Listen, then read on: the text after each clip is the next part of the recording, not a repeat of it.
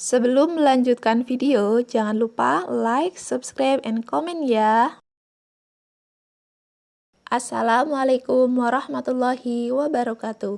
Saya, Bu Sofi, kita akan belajar tentang iman kepada Rasul Allah. Nah, mari kita pelajari materi iman kepada Rasul Allah. Nah, untuk pertemuan kali ini, kita akan membahas tentang iman kepada Rasul Allah. Dalam konteksnya, kali ini adalah meneladani Rasul Allah dengan perilaku santun. Baiklah, kompetensi dasar untuk materi kali ini adalah menganalisis makna iman kepada Rasul-Rasul Allah. Tujuan pembelajarannya yaitu 1. Setelah berdiskusi dan menggali informasi, peserta didik dapat menganalisis makna iman kepada Rasul Allah dengan benar. Yang kedua, setelah berdiskusi dan menggali informasi, peserta didik dapat menampilkan iman kepada Rasul Allah dengan keteguhan dalam bertauhid, bertoleransi, ketaatan kepada Allah dalam kehidupan sehari-hari.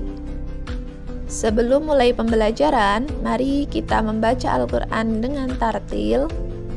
Semoga dengan pembiasan ini, Allah Subhanahu wa Ta'ala selalu memberikan kemudahan dalam memahami materi ini dan mendapatkan ridhonya. Amin.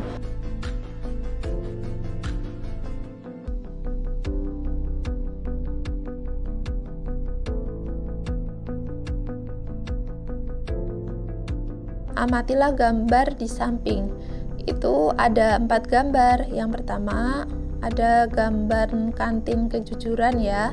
Yang kedua, siswa yang berprestasi, dan yang ketiga sedang baris berbaris, itu ada pemimpinnya, dan yang keempat itu adalah gambar orang sedang berceramah.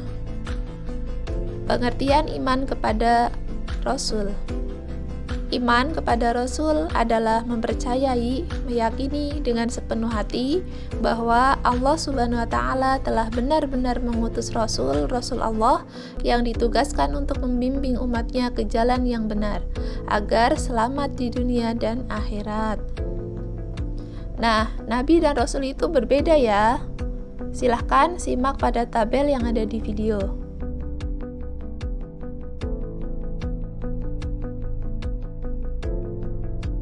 Dalil nakli iman kepada Rasul Allah.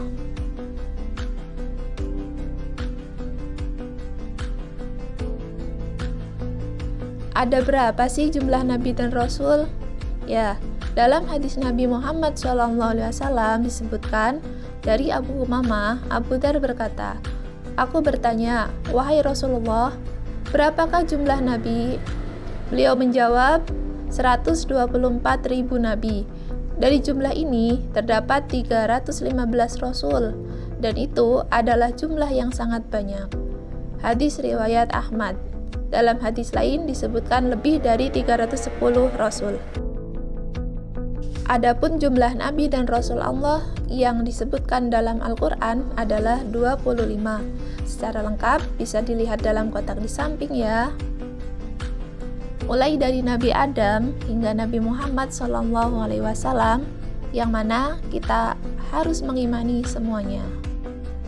Prinsip-prinsip keimanan kepada Rasul Allah Subhanahu wa Ta'ala. Yang pertama adalah setiap mukmin wajib beriman kepada Rasul-Rasul Allah.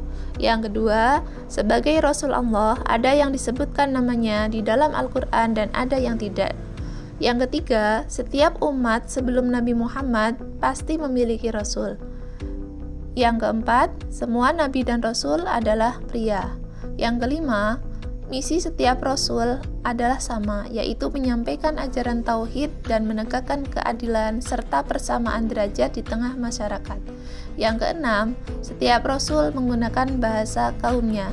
Yang ketujuh, setiap Rasul diutus untuk dipatuhi dan ditaati oleh umatnya.